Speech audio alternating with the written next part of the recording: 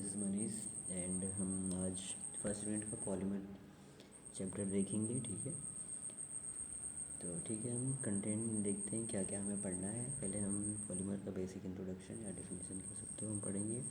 फिर नेक्स्ट है classification of polymer, फिर प्रॉपर्टी क्या क्या होनी चाहिए पॉलीमर की, एडवांटेजेस क्या हैं पॉलीमर की, और फिर एप्लीकेशन क्या है, और फाइनली हमारा देखेंगे कंक्लूज़न क्या है।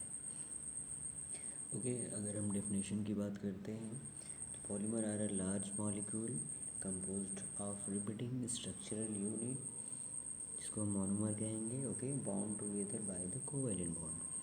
तो हम पॉलीमर को देख रहे हैं कि एक लार्ज मॉलिक्यूल है जो कि कई मोनोमर से मिलकर बना रहेगा। ठीक है, और कोवैलेंट बॉन्ड से कह सकते हो हर एक मोनोमर जो है वो कोवैलेंट बॉन्ड से जुड़े रहेंगे और जो कि क्या बनाएंगे, पॉलीमर यानी लार्ज मॉलिक्यूल। ओके, तो ये आपका डेफिनेशन था। ओरिजिन की बात करें तो हमें नेचुरली, सिंथेटिकली और सेमी सिंथेटिकली सोर्स से मिलते हैं। अगर हम रोल की बात करें, ओके, इन एनडीडीएस, तो हम देख रहे हैं कि act as a carrier to control the release of drug over a specific period, enhancing therapeutic effect. तो जैसा कि हमने कंट्रोल सिस्टम में देखा कि जो हमारे अप्रोचेस थे फार्मूलेशन के, तो उसमें हमने देखा था कि जो हमारा डिसोल्यूशन था, फिर डिफ्यूज़न था, है ना, ऑस्मोटिक था। तो इस तरह से क्या कर रहे थे कि हम पर्टिकुलर पॉलीमर को यूज कर रहे थे और अपनी ड्रग को रिलीज़ करने के लिए पॉलीमर का यूज कर रहे थे कंट्रोल मैनर में। ओके, कंट्रोल मैनर में हम अपनी दवा को रिलीज़ करने के लिए डिफरेंट टाइप के पॉलीमर यूज कर रहे थे। तो इससे पता चल रहा है कि जो भी एनडीडीएस में हम फार्मूलेशन बनाएंगे उसमें मोस्टली हमारा पॉलीमर यूज होगा for a control release. Okay, जिससे कि हम क्या कर पा रहे हैं कि पेशेंट को कंप्लायंस दे पा रहे हैं। ओके, तो हमने देखा कि क्या क्या रोल है इसका।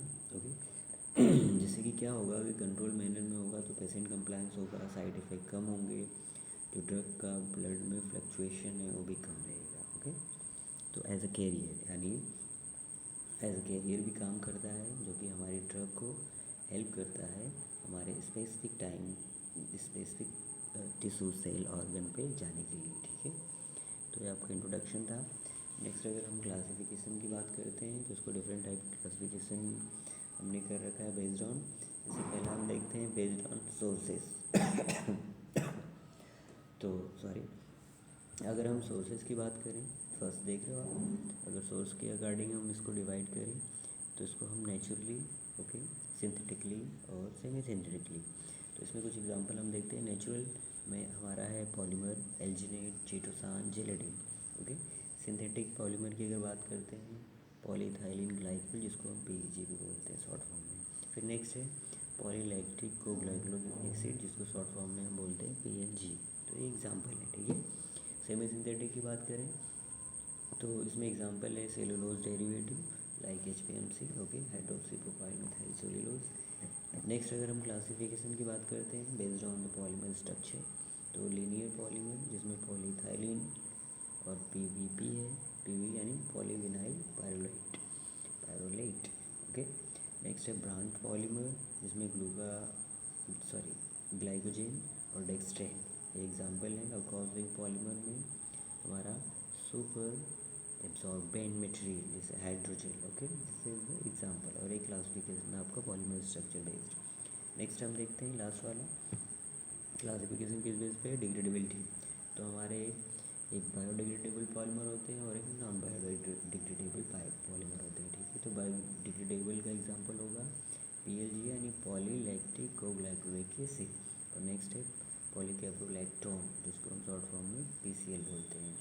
नेक्स्ट है नॉन बायोडिग्रेडेबल पॉलीमर की एग्जांपल पॉलीमेथाक्राइलेट, जिसको हम PMC कह रहे हैं, और नेक्स्ट है पॉलीविनाइल एल्कोहल, जिसको हम शॉर्ट फॉर्म में PVA बोल रहे हैं। ओके, तो ये हमारे क्लासिफिकेशन थे।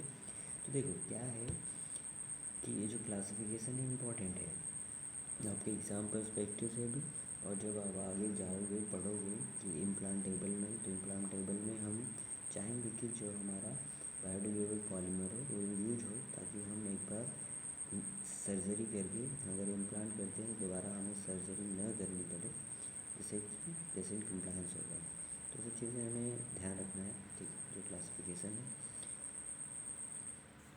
बाकी हम नेक्स्ट बात करते हैं property of polymer in drug delivery. Okay, तो हमारे जो पर्टिकुलर पॉलीमर है उसकी क्वालिटी कैसी रहनी चाहिए जो कि हमारे ड्रग डिलीवरी के लिए इम्पॉर्टेंट है। तो जैसा कि पहला हम देख पा रहे हैं मॉलिक्यूलर वेट।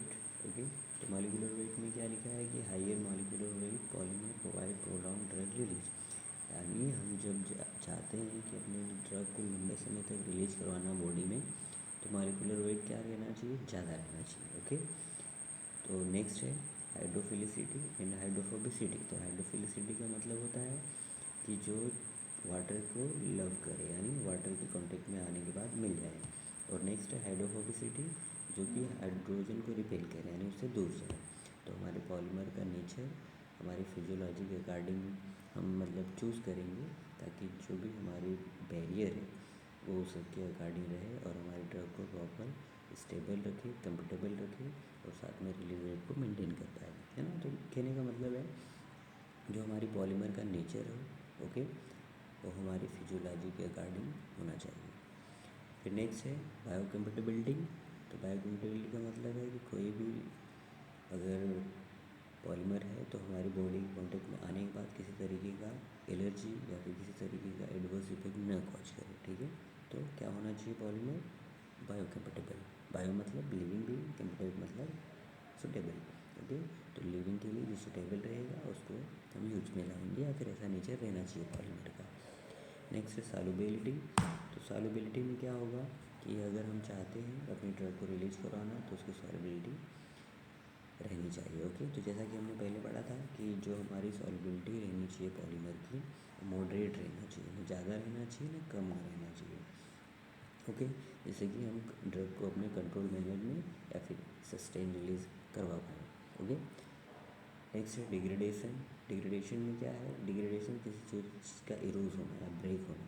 ओके, तो हम पर्टिकुलर पॉलीमर के बारे में स्टडी कर सकते हैं, या फिर हमारे पॉलीमर का ऐसा नेचर रहना चाहिए कि वो धीरे धीरे खुद को इरोज करे, यानी वो अपने आप को ब्रेक करे। ओके, नेक्स्ट हम देखते हैं एडवांटेजेस। तो एडवांटेजेस की बात करें तो सस्टेन रिलीज। सस्टेन का मतलब ये है कि maintain a consistent drug level in the body, यानी सस्टेन मतलब हमारी बॉडी में जो थेरेप्यूटिक रेंज चाहिए ड्रग का, यानी ब्लड में जो कंसनट्रेशन चाहिए उसको क्या करें, कंसिस्टेंट यानी बना के रखें। ओके, फिर नेक्स्ट है रिड्यूस साइड इफ़ेक्ट।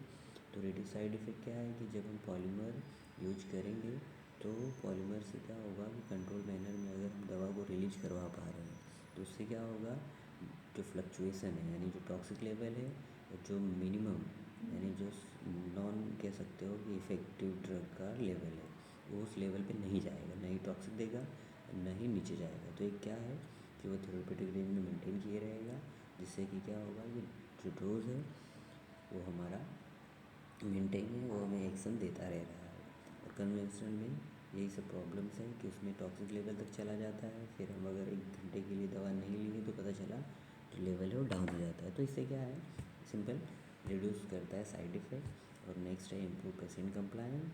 फिर नेक्स्ट है कस्टमाइजेबल। ओके, कस्टमाइजेबल की मतलब कि जो हम रिलीज प्रोफाइल चाहते हैं उसके अकॉर्डिंग हम अपने डिफरेंट टाइप के पॉलीमर यूज करेंगे, और जो हमारी रिलीजिंग रेट है उसको हम मॉडिफाई कर सकते हैं, ठीक है, ट्रेलर्ड यानी उसको हम घटा बढ़ा सकते हैं पॉलीमर के हेल्प से। Targeted drug delivery. ओके, तो टारगेटेड का मतलब है कि जो पॉलीमर है एज अ कैरियर काम करता है, तो जो हमारा टारगेट साइट है उस पर हमारी ड्रग को ले जाने के लिए काम करता है। ओके, नेक्स्ट हम देखते हैं एप्लीकेशन, ठीक है, क्या क्या है पॉलीमर का।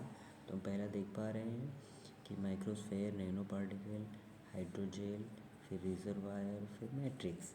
ओके, तो माइक्रोस्फेयर में हम एग्जांपल देखते हैं कि कैसे पॉलीमर हम यूज करेंगे माइक्रोस्फेयर और नैनो पार्टिकल बनाने के लिए। तो उसमें आप देख पा रहे हो PLG है ना, पॉलीलैक्टिक कोग्लाइकोलिक एसिड। तो इसका हम यूज करेंगे सस्टेन रिलीज टेबलेट बनाने के लिए।